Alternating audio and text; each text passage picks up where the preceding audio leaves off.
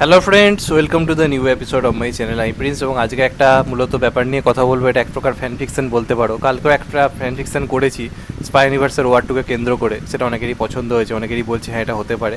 তারভাবে আজকে আর একটা জিনিসও মাথায় এলো টিজারটা দেখতে দেখতে। টিজারটা আমি অনেকবার দেখেছি, দেখতে দেখতে বেশ কিছু জিনিস মাথায় আসছে এবং যেগুলো নিয়ে আলোচনা করছি এগুলো যদি মানে যে কোনো একটা যদি একবার লেগে যায় না সিনেমার মধ্যে, তাহলে এই সিনেমাকে মানে ব্লকবাস্টার বা অল টাইম ব্লকবাস্টার হাত থেকে কেউ বাঁচাতে পারবে না। এই সিনেমা সব রেকর্ড ভাঙবে।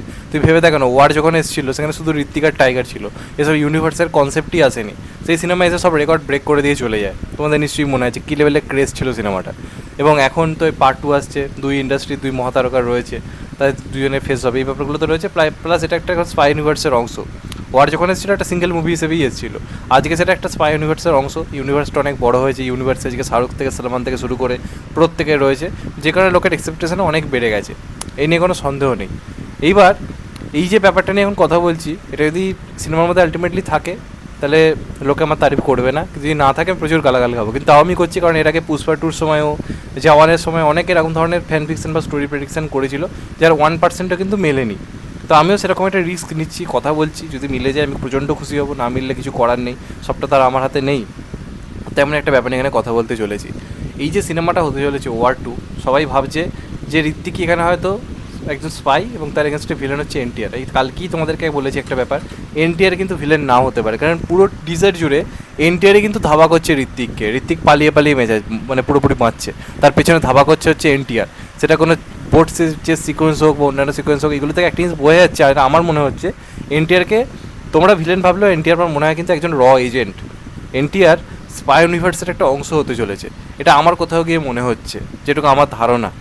আর এখানে তুমি যদি দেখো এনটিআরের এন্ট্রি যে সিকোয়েন্সটা, যেখানে মানে এতগুলো বোম নিয়ে ঢুকছে, অ্যাকশন হচ্ছে, কাদের সঙ্গে ওর অ্যাকশনটা হচ্ছে? ওর অ্যাকশনটা হচ্ছে কিন্তু কিছু দুষ্কৃতীদের সঙ্গে। আজকে যদি এনটিআর ভিলেন হতো, আজকে তুমি দেখো জিমের এন্ট্রিটার লড়াইটা যখন দেখানো হচ্ছে, কার সঙ্গে হচ্ছে? পুরো স্পাই ইউনিভার্সের যারা এজেন্ট তাদের এগেনস্টে হচ্ছে।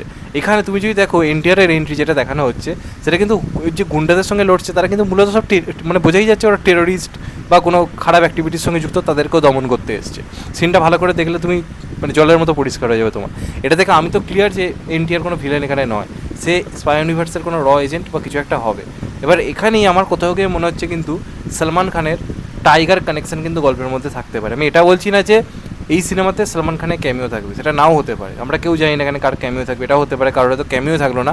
কিন্তু আমার মনে হয় টাইগারের একটা কানেকশন কিন্তু গল্পের মধ্যে থাকার কিন্তু ভালো রকম চান্স রয়েছে। কথা আমি কেন বলছি, তুমি যদি টিজারটা ভালো করে লক্ষ্য করো, এনটিআরের যদি এন্ট্রিটা ভালো করে দেখো, এনটিআর গলাতে ঠিক টাইগারের মতো একটা মাফলার এরকমভাবে জড়িয়ে রেখেছে। পুরো ওই রকম স্টাইলে মাফলার, এরকম ধরনের ড্রেস পরে রয়েছে, ওরকম ধরনের গেট আপ, এবং গলাতে যে মাফলারটা যেটা টাইগার জড়িয়ে থাকে, ওটা টাইগারের কিন্তু আইকনিক। ওটা তুমি আর কাউকে ফলো করতে দেখতে পাবে না, ওটা টাইগারের নিজস্ব একটা আইকনিকে। তো এইখানে আমরা কিন্তু তার গলা তো সেম একটা আমরা মাফলার দেখতে পাচ্ছি, যেটা ঠিক ওইভাবে রাখা।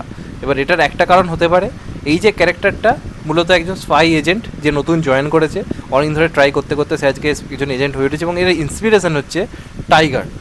টাইগার হচ্ছে কোথাও গিয়ে ইন্সপিরেশন। স্পাই ইউনিভার্সিটি যতজন রয়েছে তার মধ্যে টাইগার হচ্ছে এর সব থেকে প্রিয়, যে কারণে টাইগারের স্টাইলে সব কিছু করে। বা এটাও হতে পারে যে টাইগার হচ্ছে ওর মেন্টার।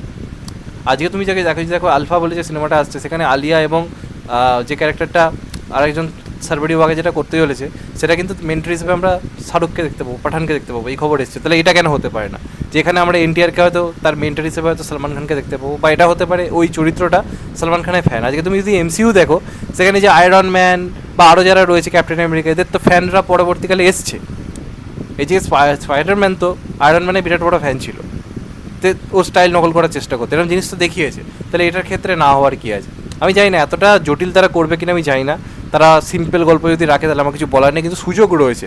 যেহেতু এনটিআরের মতো একটা লোক আজকে স্পাই ইউনিভার্সের অংশ হতে চেয়েছে এতজনের মাঝে, তাহলে কিছু তো একটা ভাই হাটকে করতে হবে। আর ঋত্বিক ভিলেন হলে আমি খুশি হবো, অনেকে খুশি হতে পারে ঋত্বিক মানে প্রোটাগনিস্ট হলে, আমি ঋত্বিক অ্যান্টাগনিস্ট হলে অনেক বেশি খুশি হবো। যদি কবিরকে ধরা নিয়ে যদি গল্পটা হয় না, এই সিনেমাকে ব্লকবাস্টার হওয়া থেকে আটকাতে পারবে না। আমি লিখে দিলাম, যদি এনটিআর ঋত্বিককে ধাওয়া করে, আর দেখতে হবে না, এই সিনেমাকে কেউ আটকাতে পারবে না, আমি চোখ বন্ধ করে বলে দিচ্ছি। তো এইটা একটা কিন্তু কানেকশান থাকতে পারে বলে আমার কোথাও গিয়ে মনে হয়। এটা আমার ধারণা, মিলতেও পারে নাও মিলতে পারে। এটা হলে আমি খুব খুশি হবো, আমার দেখে মনে হলো, যে কারণে আমি এটা নিয়ে আলোচনা করলাম। এবার আপনারা কমেন্টে আমায় গালাগাল দিন, চাই দিন, আমি জানি আমাকে এটা খেতে হবে, কারণ এই ভিডিওটা করছি অনেক রিস্ক নিয়ে। মানে এটা আমার বলা যেতে পারে একটা ফিক্সন, না মিললে কিছু করার নেই, মিললে মানে ছক্কা লেগে যাবে। দেখা যাক লাস্ট অব্দি কী হয়। তোমাদের এটা নিয়ে কি মতামত কমেন্ট করে জানাতে ভুলো না। চ্যানেলটা নতুন হলে চ্যানেলটা সাবস্ক্রাইব করে দিও and get the bell icon. ভালো থেকো সবাই, টেক কেয়ার, নমস্কার, আবার দেখা হবে। এখন তো বাই, সবাই ভালো থেকো, সুস্থ থেকো, নমস্কার, টেক কেয়ার, আবার দেখা হবে, ভালো থেকো।